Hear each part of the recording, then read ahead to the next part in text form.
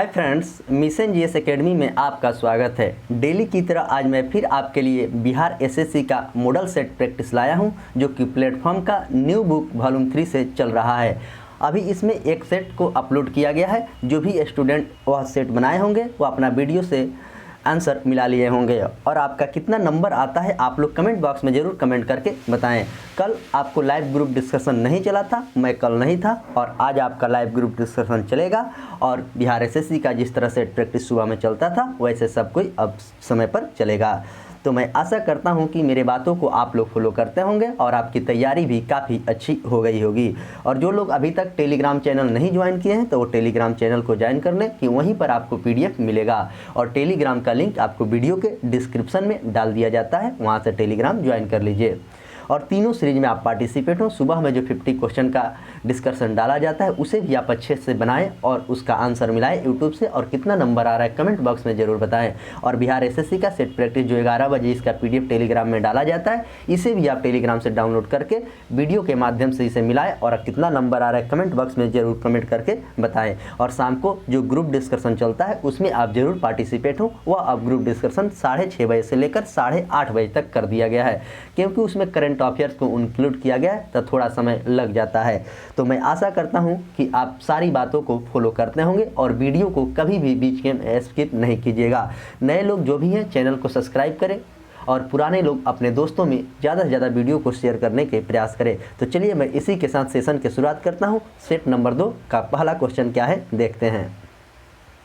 फाल्गु नदी का मुहाना या संगम है फतुहा के निकट गंगा नदी में, टाल क्षेत्र के निकट गंगा नदी में, चौसा के उत्तर गंगा नदी में, और खोरमा घाट के में गंगा नदी में। तो फाल्गु नदी जिसे निरंजना नदी कहा जाता है, जो कि गया, यहीं पर महात्मा बुद्ध के ज्ञान की भी प्राप्ति हुई थी। तो यह आपको टाल के क्षेत्र के निकट गंगा नदी में आकर मिलता है।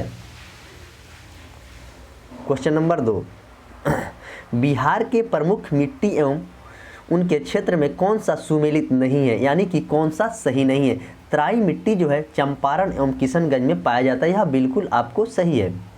बलसुंदरी मिट्टी जो है आपको सहरसा, चंपारण, सारण और मुजफ्फरपुर में पाया जाता है। और बलथर मिट्टी की बात करें तो यह कैमूर के क्षेत्र में पाया जाता है। तो आपको यहाँ पर पूछा गया कि खादर मिट्टी कहाँ पे पाया जाता है, गलत चुनना था। तो खादर मिट्टी आपको गया और पटना में नहीं पाया जाता है। खादर या नवीन जलोढ़ मिट्टी आपको मुजफ्फरपुर और चंपारण, पूर्णिया में पाया जाता है। आप इसे याद कर लेंगे। क्वेश्चन नंबर 3, देश में कृषिगत फसलों के उत्पादन में बिहार का स्थान कौन सा सुमेलित नहीं है, यानी कि कौन सा गलत है। तो धान का स्थान बिहार में आपको छठा है। गेहूं में आपको दूसरा नहीं है, गलत पूछ रहा था, गलत को ही चुनना था। तो गेहूं में बिहार के स्थान की बात करें तो बिहार का स्थान दूसरा नहीं है। गेहूं के उत्पादन में बिहार का स्थान आपको छठा है। मक्का में 5वां है और मखाना में प्रथम है। आइए क्वेश्चन नंबर 4 देखते हैं। बिहार के प्रमुख साहित्यकार एवं रचना में कौन सुमेलित नहीं है। तो केदारनाथ मिश्र प्रभात के कई, यह आपको सही है। यहाँ पर गलत को पूछा है। कभी भी क्वेश्चन को पढ़ेंगे तो अच्छे से क्वेश्चन को पढ़ेंगे, अन्यथा आपसे गलती हो जाएगी। तो इसमें पूछा गया नागार्जुन जो है रतिनाथ की चाची, ये भी सही है। नलिन विमोचन शर्मा 20 के दांत, ये भी आपको सही है। तो मंडन मिश्र जो है वर्ण रत्नाकर, यही गलत है, गलत को चुनना था। इसका आंसर हो जाएगा आपको option D. Question number 5, Kunwar Singh के पिता कौन थे। वही कुंवर सिंह हैं जो कि 1857 के विद्रोह में बिहार से भाग लिए थे। उनके पिता का नाम पूछा जा रहा है, तो उनके पिता का नाम शाहबजादा सिंह था, यानी कि ऑप्शन बी इसका करेक्ट आंसर है। क्वेश्चन नंबर 6, फिरंगिता गीत किसके द्वारा लिखा गया था। रघुवीर नारायण, गोपाल सिंह नेपाली, प्रिंसिपल मनोरंजन प्रसाद सिंह, और इनमें से कोई नहीं। तो यह बुक किसके द्वारा लिखा गया था, यह आपसे पूछा जा रहा है। तो इसका आंसर हो जाएगा आपको ऑप्शन सी, यानी कि प्रिंसिपल मनोरंजन प्रसाद सिंह के द्वारा यह लिखा गया था। क्वेश्चन नंबर 7 कह रहा है कि संविधान का कौन सा अनुच्छेद है जिसमें राज्यपाल की नियुक्ति की बात कही गई है। तो अनुच्छेद 164, अनुच्छेद 165, अनुच्छेद 163 और अनुच्छेद 175। तो अनुच्छेद 155 के तहत राज्यपाल की नियुक्ति किया जाता है और अनुच्छेद 153 के तहत भारत में एक राज्य का राज्यपाल होगा। अनुच्छेद 164 की बात करें तो सीएम यानी कि मुख्यमंत्री की बात अनुच्छेद 164 में है। क्वेश्चन नंबर 8, निम्नलिखित में से कौन सा सही सुमेलित है? माउंट डायावोली दक्षिणी अंडमान, यह आपको गलत है। माउंट थुलियर मध्य अंडमान, ये भी आपको गलत है। तो माउंट क्यूबो ग्रेट निकोबार, तो इसमें आपसे पूछा गया है कि कौन सा सही है, तो ये भी आपको गलत है। तो सैडल पिक उत्तरी अंडमान में सही है, तो इसका आंसर हो जाएगा आपको ऑप्शन डी। तो माउंट थुलियर कहाँ पे है? तो ग्रेट निकोबार में है। माउंट थुलियर ग्रेट निकोबार में, और माउंट डायावोली की बात करें तो मध्य अंडमान में है, और माउंट क्योटो की बात करें तो माउंट क्योटो आपको है दक्षिणी अंडमान में। तो इसे आप याद कर लेंगे। क्वेश्चन नंबर 9, क्वेश्चन नंबर 9 कह रहा है कि निम्नलिखित में से किसे भारतीय योजना प्रक्रिया के प्रथम ब्लू प्रिंटिंग के रूप में जाना जाता है? तो फिकी के प्रस्ताव, बम्बे योजना, कांग्रेस योजना और विश्वेश्वरैया योजना। इसका आंसर हो जाएगा आपको ऑप्शन डी यानी कि विश्वेश्वरैया योजना। क्वेश्चन नंबर 10, किस अनुसूची में संविधान सभा के द्वारा मान्यता प्राप्त भाषा का उल्लेख किया गया है? हमारे संविधान में वर्तमान में 12 अनुसूचियां हैं और मूल संविधान में आपको 8 अनुसूची थी। तो यहाँ पर पूछा गया कि किस अनुच्छेद में भाषा की बात कही गई, तो आपको 8वीं अनुसूची में भाषा की बात कहा गया है। 9वीं अनुसूची में भूमि सुधार की बात कहा गया है। 7वीं अनुसूची में समवर्ती सूची की बात कही गई है। Question number 11,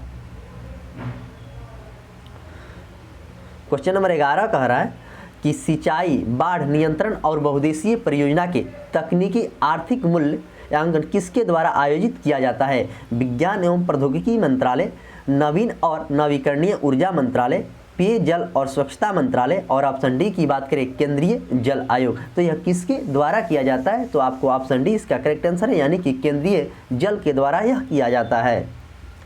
question number 12, Olympic पदक जीतने वाली प्रथम भारतीय महिला कौन थी? तो कर्णम मल्लेश्वरी, साक्षी मलिक, पीवी सिंधु और साइना नेहवाल। तो ओलंपिक पदक जीतने वाली प्रथम भारतीय महिला यहाँ पर पूछा है, तो प्रथम आपको कर्णम मल्लेश्वरी थी। ऑप्शन ए इसका करेक्ट आंसर है।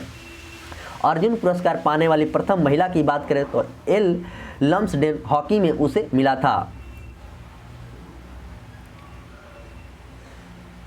क्वेश्चन नंबर 13, पंचायत एवं नगरपालिका के संबंध में भारतीय संविधान के किस वर्ष प्रावधान किया गया था? तो पंचायत एवं नगरपालिका यह दोनों आपको 1993 में किया गया था।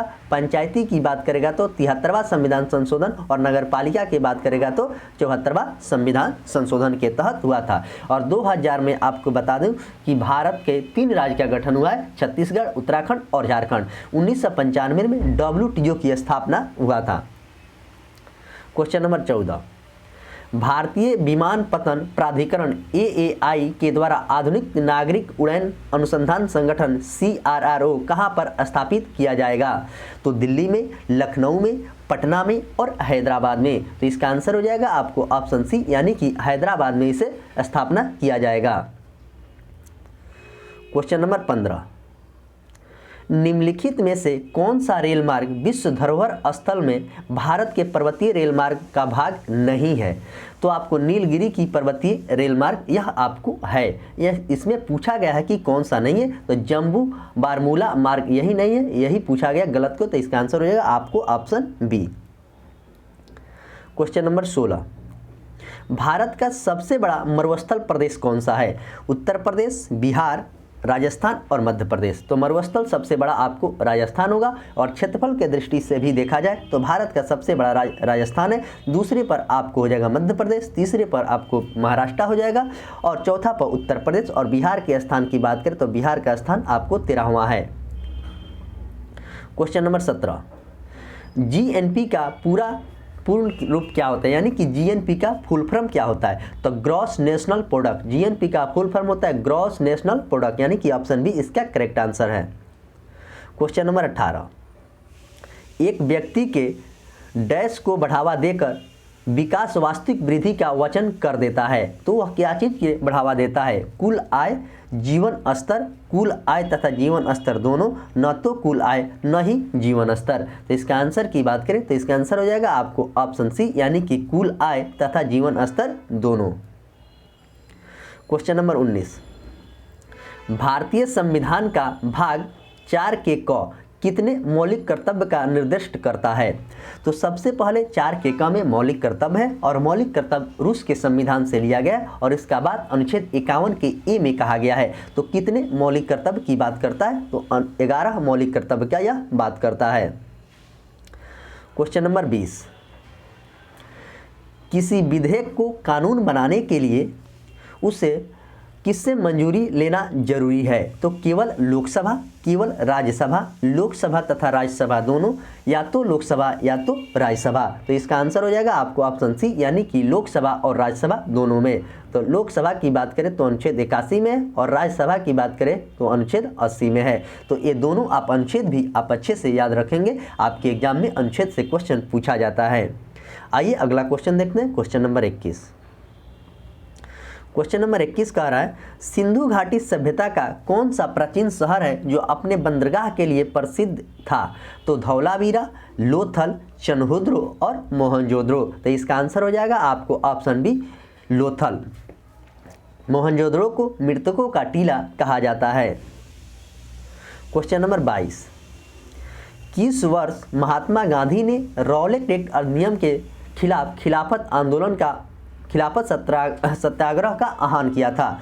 1915 में, 1919 में, और 1923 में, और 1909 में। तो यह किस वर्ष किया था? तो इसका आंसर हो जाएगा आपको ऑप्शन बी, यानी कि 1919 में किया था। 1923 की बात करें तो उसमें स्वराज शब्द की मांग किया गया था, और 1909 की बात करें तो मार्ले मिंटो सुधार 1919 में हुआ था। 1915 में महात्मा गांधी भारत आए थे। क्वेश्चन नंबर 23, वर्ष के किस तिथि को शीत अनवंत होता है? 21 मार्च, 21 सितंबर, 21 जून और 22 सितंबर। तो इसका आंसर हो जाएगा आपको ऑप्शन डी, यानी कि 22 सितंबर। 21 जून की बात करें तो विश्व योग दिवस 21 जून को मनाया जाता है। क्वेश्चन नंबर 24, एशिया के बाद विश्व का दूसरा सबसे बड़ा महाद्वीप कौन सा है? एशिया के बाद उत्तरी अमेरिका, दक्षिणी अमेरिका, अफ्रीका और यूरोप। तो एशिया के बाद पूछा है कि दूसरी सबसे बड़ी कौन सा है? तो आपको ऑप्शन सी, यानी कि अफ्रीका। सबसे बड़ा एशिया और दूसरे पर आता है अफ्रीका। क्वेश्चन नंबर 25, प्रथम आधुनिक विद्युत वातानुकूलित इकाई का आविष्कार किसने किया था? यानी कि एसी का। Karl Benz, Robert W Wilson, Willis Carrier और चार्ल्स एम हॉल। तो इसको किया था बिलिस कैरियर। और कार्ल बेंज की बात करें तो कार्ल बेंज की एक कंपनी है जो कि कार आता है इसके नाम पे। क्वेश्चन नंबर 26, अल्पना किस राज्य का पारंपरिक लोक कला है? अल्पना महाराष्ट्र का, पश्चिम बंगाल का, कर्नाटक का और राजस्थान का। तो इसका आंसर हो जाएगा आपको ऑप्शन बी, यानी कि पश्चिम बंगाल का है। राजस्थान की बात करें तो घूमर है, और कर्नाटक की बात करें तो यक्षगान आपको कर्नाटक का है, और महाराष्ट्र की बात करें तो महाराष्ट्र में आपको रंगोली मनाया जाता है। Question number 27, Alice in the Wonderland नामक पुस्तक किसके द्वारा लिखी गई थी? तो यह पुस्तक किसके द्वारा लिखा गया था? William Shakespeare, Paul Kennedy, Lewis Carroll और जॉर्ज ऑरवेल। तो यह पुस्तक लिखा गया था आपको ऑप्शन सी, यानी कि लुइस कैरोल के द्वारा लिखा गया पुस्तक है। क्वेश्चन नंबर 28, 250 किलोमीटर का तामू केलमियो हाईवे म्यांमार को एक उपहार है जो कि निर्मित है।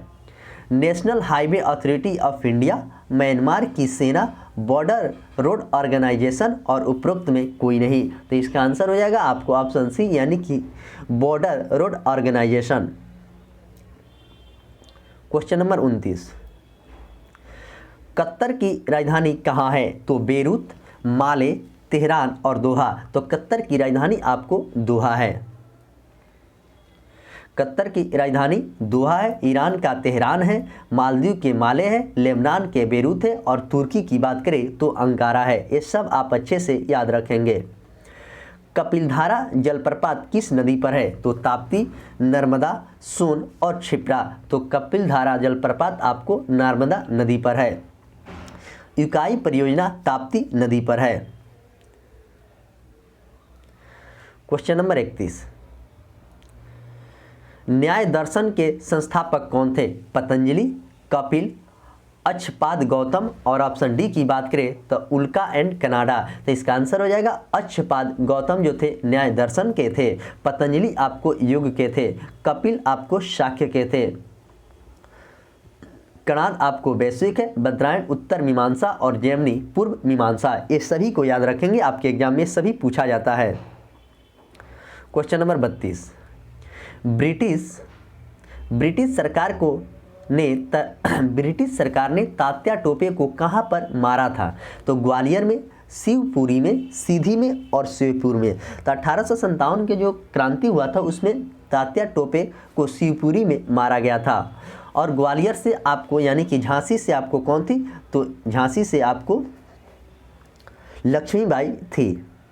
क्वेश्चन नंबर 33, सह्याद्री बाघ आरक्षित क्षेत्र किस राज्य में स्थित है? तो महाराष्ट्र में, उड़ीसा में, कर्नाटक में और तमिलनाडु में। तो सह्याद्री बाघ आरक्षित क्षेत्र की बात करें तो यह आपको महाराष्ट्र में है। क्वेश्चन नंबर 34, जब संसद सत्र में होता है तो सबसे पहला कौन सा काल शुरू होता है? जब संसद सत्र में रहता है तो शून्यकाल, प्रश्नकाल, चर्चा काल। तो आपको प्रश्नकाल होता है और उसके बाद शून्यकाल होता है। क्वेश्चन नंबर 35, अगला क्वेश्चन नंबर 35 देखेंगे। क्वेश्चन नंबर 35 कह रहा है कि चोल शिलालेख में उल्लेखित निम्नलिखित भूमि की श्रेणियों में से कौन सा सही ढंग से नहीं जोड़ा गया है?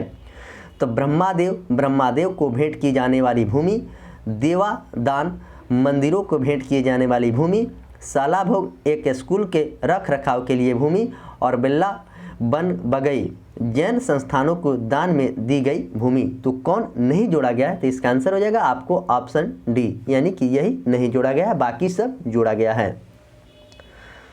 क्वेश्चन नंबर 36 कह रहा है कि किसी विधेयक में प्रावधान दिया गया है कि भारतीय न्यायाधीश भी यूरोपियन व्यक्तियों पर मुकदमे चला सकते हैं ताकि भारत में काम करने वाले अंग्रेजों और भारतीय न्यायाधीशों के बीच समानता स्थापित की जा चुकी है। तो यह vernacular press act, Ilbert bill, Bharat सरकार अधिनियम 1858 और छाप अधिनियम, तो किसके द्वारा किया गया था यह बात पूछा गया। तो इसका आंसर हो जाएगा आपको इल्बर्ट बिल के द्वारा यह किया गया है। वर्नाकुलर प्रेस एक्ट का बात करें तो 1878 में लॉर्ड लिटन के शासनकाल में यह हुआ था। मुगल सम्राट के पद को भारत से समाप्त किया गया था 1858 के शासन अधिनियम से। क्वेश्चन नंबर 37, 8 ग्रहों को पृथ्वी का कौन सा स्थान है? 8 ग्रहों में पृथ्वी सूर्य से कौन से स्थान पर है? तो 8 ग्रह में सूर्य के अनुसार देखा जाए तो बुध, शुक्र और पृथ्वी, यानी कि पृथ्वी आपको तीसरे स्थान पर है। प्रथम स्थान पर बुध है, दूसरे पर मंगल है, तीसरे पर शुक्र है।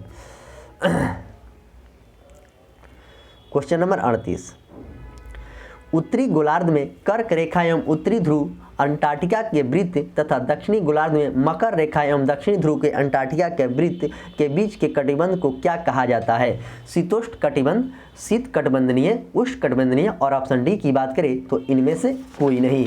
तो इसे क्या कहा जाता है? तो इसे शीतोष्ण कटिबंधनीय कहा जाता है। क्वेश्चन नंबर 39, भारत के नए महानवादी कौन बने हैं? तो भारत के नए महानवादी की बात करें तो अभी तो चेंज हो चुका है। आर वेंकट रमन, केशव बनर्जी, अशोक देसाई, मनिल परसाणी, यानी कि आपको आर वेंकट रमन सही आंसर है। क्वेश्चन नंबर 40, मणिप्रीत सिंह का खेल किस खेल से जुड़े हैं? जो मणिप्रीत सिंह है, हॉकी से, शूटिंग से, क्रिकेट से और टेनिस से। तो मणिप्रीत सिंह की बात करें तो यह आपको हॉकी से जुड़े हुए व्यक्ति हैं। हॉकी का पहला संगठित कब हुआ था? तो 1861 में हुआ था। हॉकी का जादूगर मेजर ध्यानचंद को कहा जाता है। क्वेश्चन नंबर 41, कोल्लम किस राज्य का पारंपरिक लोक कला है? कोल्लम जो है तमिलनाडु का, उत्तर प्रदेश का, गुजरात का और केरल का। तो कोल्लम आपको केरल का है।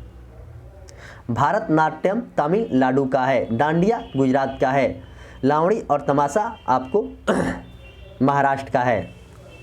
क्वेश्चन नंबर 42, स्वर्ण कमल पुरस्कार किस क्षेत्र में दिया जाता है? स्वर्ण कमल पुरस्कार साहित्य के क्षेत्र में, सिनेमा के, शास्त्रीय संगीत के और थिएटर के। तो स्वर्ण कमल पुरस्कार की बात करें तो यह आपको सिनेमा के क्षेत्र में दिया जाता है। क्वेश्चन नंबर 43, जीएनपी और जीडीपी के बीच एकमात्र अंतर यह है कि जीडीपी में क्या शामिल नहीं होता है? तो घरेलू उत्पाद को, विदेश को, इस्पात उत्पादन के और माध्यमिक क्षेत्र को। तो किसे इसके शामिल नहीं किया जाता है, यह बात पूछा गया। तो इसका आंसर हो जाएगा विदेश को शामिल नहीं किया गया है। क्वेश्चन नंबर 44, कौन सा देश संघाई सहयोग संगठन एससीओ शिखर सम्मेलन 2022 का मेजबान करेगा?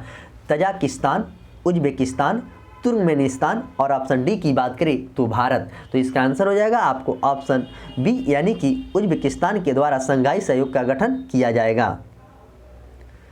क्वेश्चन नंबर 45, भारतीय संविधान में कितने भाग हैं? तो भारतीय संविधान में वर्तमान में पूछा जाए तो 25 भाग है और पहले इसमें 22 भाग थे। 3 इसमें जोड़ा गया है कौन कौन? एक 9 का क, एक 9 का ख और एक आपको 4 का क। यही 3 भाग जोड़ा गया है और 14 का क, यह आपको भाग जोड़ा गया है जो कि आपके संविधान को मिलाकर टोटल 25 भाग हैं। क्वेश्चन नंबर 46, मैसूर के शासक परिवार का क्या नाम था? तो वासा वराजू परिवार, नारायण परिवार, वाडीवार परिवार और लखमाना परिवार। तो उस परिवार के नाम पूछा जा रहा है, तो वाडीवार परिवार था। क्वेश्चन नंबर 47, प्रथम माइक्रो कंप्यूटर किसके द्वारा बनाया गया था? ईडी रॉबर्ट, चार्ल्स बेबेज, वान न्यूमैन, एल ट्यूरिंग। तो प्रथम जो माइक्रो कंप्यूटर था वह किसके द्वारा बनाया गया था, यह बात आपसे पूछा गया। तो चार्ल्स बेबेज के द्वारा प्रथम माइक्रो कंप्यूटर बनाया गया है। आइए अगला क्वेश्चन देखते हैं। क्वेश्चन नंबर 48, क्वेश्चन नंबर 48 का आ रहा है पानीपत का तीसरा युद्ध किसके किसके बीच हुआ था? तो सबसे पहले पानीपत का युद्ध आपको 1761 में हुआ था, अहमद शाह अब्दाली और मराठों के बीच। जिसमें जीत किसकी हुई? तो आपको अहमद शाह अब्दाली का इसमें जीत हुआ था। पानीपत की 3 लड़ाई हुई थी। प्रथम लड़ाई आपको 1526 में हुआ था बाबर एवं इब्राहिम लोदी के बीच में, और दूसरा आपको 1556 में हुआ था अकबर और हेमू के बीच में। शेरशाह की बात करें तो शेरशाह के द्वारा बिलग्राम का युद्ध लड़ा गया था।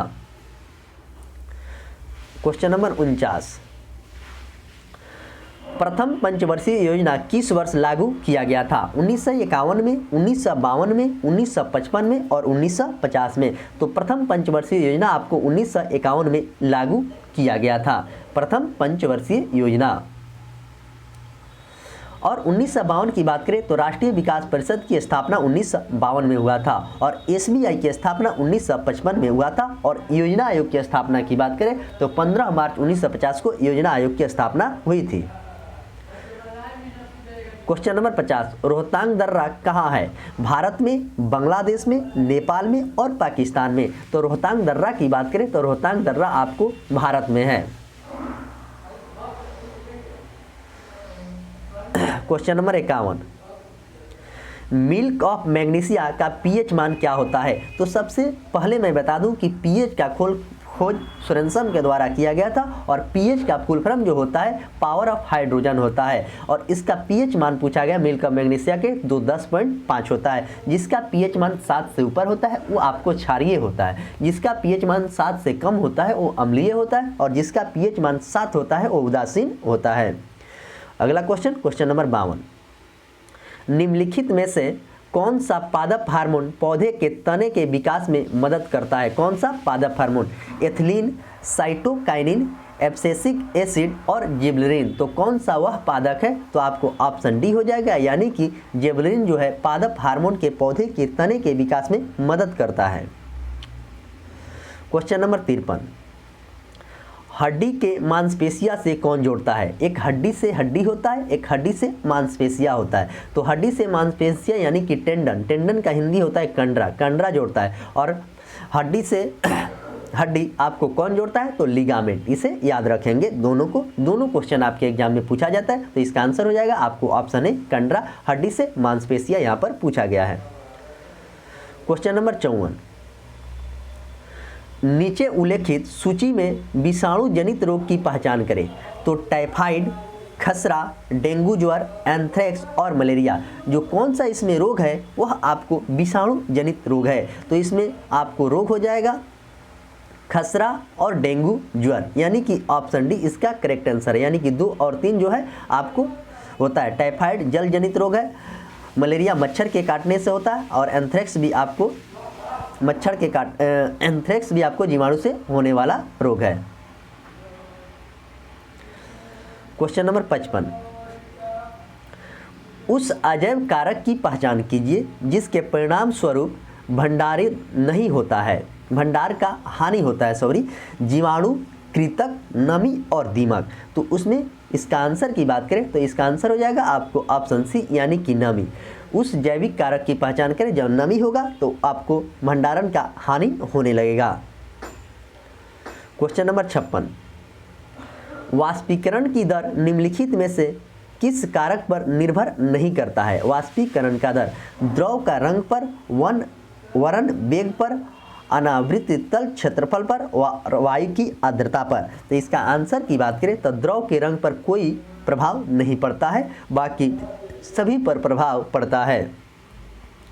क्वेश्चन नंबर 57, कंपन का आयाम होता है मध्य स्थिति में अधिकतम विस्थापन, अधिकतम ध्वनि का उत्पादन, मध्य स्थिति में न्यूनतम विस्थापन, 1 सेकंड में कंपन की संख्या।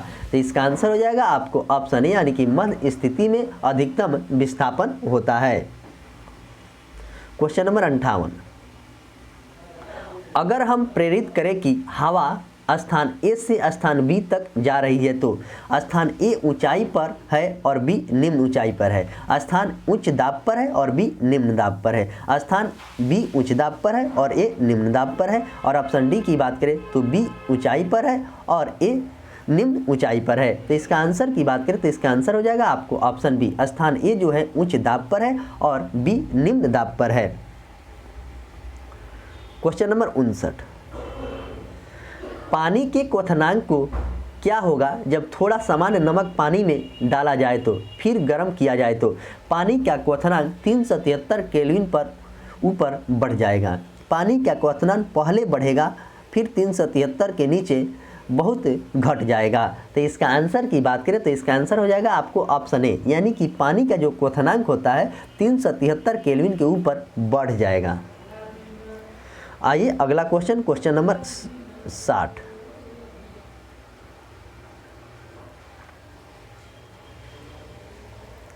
क्वेश्चन नंबर 60 कह रहा है कि शकरकंद एक भूमिगत संरचना है जो भोजन को संग्रहित करती है। इस पौधे में भोजन कहाँ से तैयार होता है? तो पत्ते से, फल से, तना से और जड़ से। तो इसमें भोजन तैयार होने की बात है तो इसमें भोजन तैयार होता है आपको पत्ते से और खाया जाता है उसका जड़, यानी कि शकरकंद का जड़ खाया जाता है, आलू में तना पाया जाता है।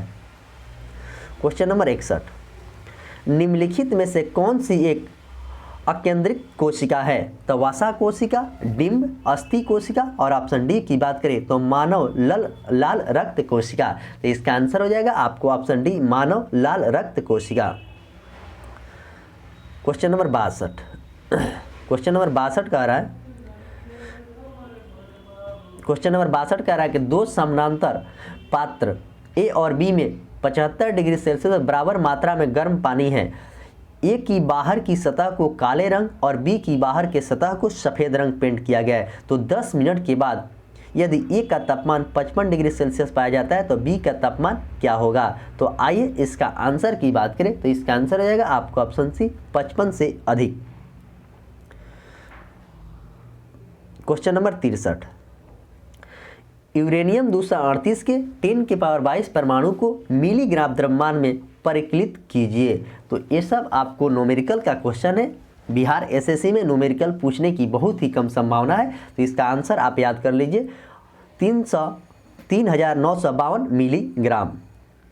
क्वेश्चन नंबर 64, यह क्वेश्चन काफ़ी अच्छा क्वेश्चन है। तो निम्नलिखित में से कौन सा सम न्यूट्रॉनिक का सही सेट है? तो सम न्यूट्रॉनिक का मतलब ही होता है जिसमें न्यूट्रॉनों की संख्या समान हो। तो 14 में से 6 घटाएंगे तो 8 होगा और 16 में से 8 घटाएंगे तो 8 होगा। तो इसका आंसर क्या होगा? आपको ऑप्शन डी इसका करेक्ट आंसर हो जाएगा। न्यूट्रॉनों की संख्या जिसमें समान होती है वही आपको सम न्यूट्रॉनिक कहा जाता है। क्वेश्चन नंबर 65, जब हम पहाड़ के ऊपर चढ़ते हैं तो क्या होता है? जब हम पहाड़ के ऊपर चढ़ते हैं तो तापमान बढ़ता है, दाब बढ़ता है, तापमान बढ़ता है लेकिन दाब कम हो जाता है। और ऑप्शन डी की बात करें, तापमान और दाब दोनों घटते हैं। तो इसका आंसर हो जाएगा आपको ऑप्शन डी, यानी कि तापमान और दाब दोनों घट जाते हैं। क्वेश्चन नंबर 66, किसकी उपस्थिति के कारण झींगा और तितलियां एक ही फाइलम में से संबंधित है? द्विपार्श्व समिति से, संधित फैरों से, एंटीना से और संखंड शरीर से। तो इसका आंसर हो जाएगा आपको ऑप्शन बी, संधित पैरों से। क्वेश्चन नंबर 67, क्वेश्चन नंबर 67 कह रहा है गुप्त ऊष्मा का विमीय सूत्र क्या होगा? तो गुप्त ऊष्मा के विमीय सूत्र की बात करें तो इसका विमीय सूत्र होगा m0L2 T इनवर्स 2, यानी कि ऑप्शन डी इसका करेक्ट आंसर है। जल के वाष्प की गुप्त ऊष्मा 540 कैलोरी होती है और बर्फ के गलन की गुप्त ऊष्मा पूछेगा तो 80 कैलोरी होता है। ये भी आप याद रखेंगे, कभी कभी यहाँ से भी क्वेश्चन आपके एग्जाम में पूछा जाता है। क्वेश्चन नंबर 68, किसी पिंड का कोणीय संवेग संरक्षित रहता है यदि उस पर कार्यकारी होगा। बल शून्य हो, बल आघूर्ण शून्य हो, बल नियत हो और बल आघूर्ण नियत हो। तो इसका आंसर हो जाएगा आपको ऑप्शन डी, यानी कि बल आघूर्ण शून्य हो। क्वेश्चन नंबर 69, परजीवी गाय रोजी के दूध मिलने वाला प्रोटीन क्या है? तो मानव अल्फा लेक्ट एल्बुमिन, मानव बीटा लेक्ट एल्बुमिन, मानव अल्फा ग्लोबुमिन और मानव बीटा ग्लोबुमिन। तो इसका आंसर हो जाएगा आपको ऑप्शन डी, यानी कि मानव alpha lactalbumin. Question number 70, Young के प्रयोग में यदि प्रकाश पूर्णतः एक वर्णीय न हो तो उसे क्या कहते हैं? केंद्रीय फ्रिज की चमक कम हो जाएगी, दीप्ति फ्रिज की चमक कम हो जाएगी, अदीप्ति फ्रिज की कम वाली काली होती है और उपरोक्त में कोई नहीं। तो इसका आंसर की बात करें तो इसका आंसर हो जाएगा आपको ऑप्शन बी, यानी कि दीप्ति फ्रिजों की चमक कम हो जाएगी। आइए क्वेश्चन नंबर 71 देखते हैं। क्वेश्चन नंबर 71 कह रहा है अम्ल और उस पदार्थ जिसमें वह पाया जाता है इनमें से कौन सा सही नहीं है, यानी कि गलत को चुनना है। लैक्टिक अम्ल आपको दही में पाया जाता है, यह बिल्कुल सही है। ऑक्जेलिक अम्ल पालक में पाया जाता है, यह भी आपको सही है। और एसिटिक अम्ल आपको सिरका में पाया जाता है। और इमली में आपको एस्कॉर्बिक अम्ल नहीं पाया जाता है, एस्कॉर्बिक अम्ल नींबू में पाया जाता है और इमली में टार्टेरिक अम्ल पाया जाता है। तो गलत को चुनना था, तो इसका आंसर हो जाएगा आपको ऑप्शन ए, यानी कि यही गलत है।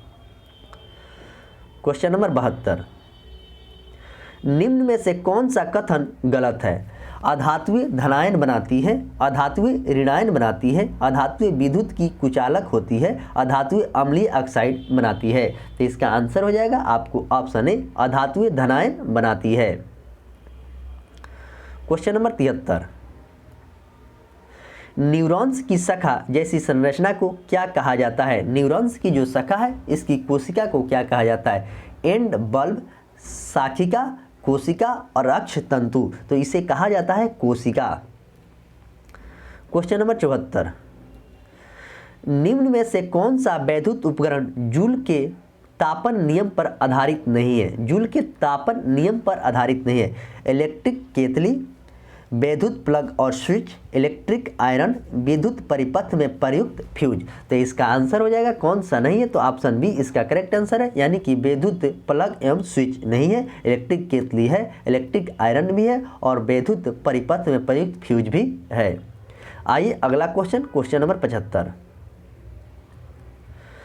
स्तनधारियों से संबंधित इनमें से कौन सा कथन गलत है? समानता स्तनधारी के बाल होते हैं, बच्चा को दूध पिलाने के लिए इनमें से स्तन ग्रंथियों का मौजूद होती है। सही है। इनके हृदय 3 कोष्ठीय नहीं, इनके हृदय आपको 4 कोष्ठीय होता है। यही गलत था, गलत को चुनना था, तो इसका ऑप्शन सी इसका करेक्ट आंसर है। तो इस तरह मैंने आपके सामने set number 2 platform book new जो तीसरा वॉल्यूम आया है उसका मैं डिस्कशन किया हूँ।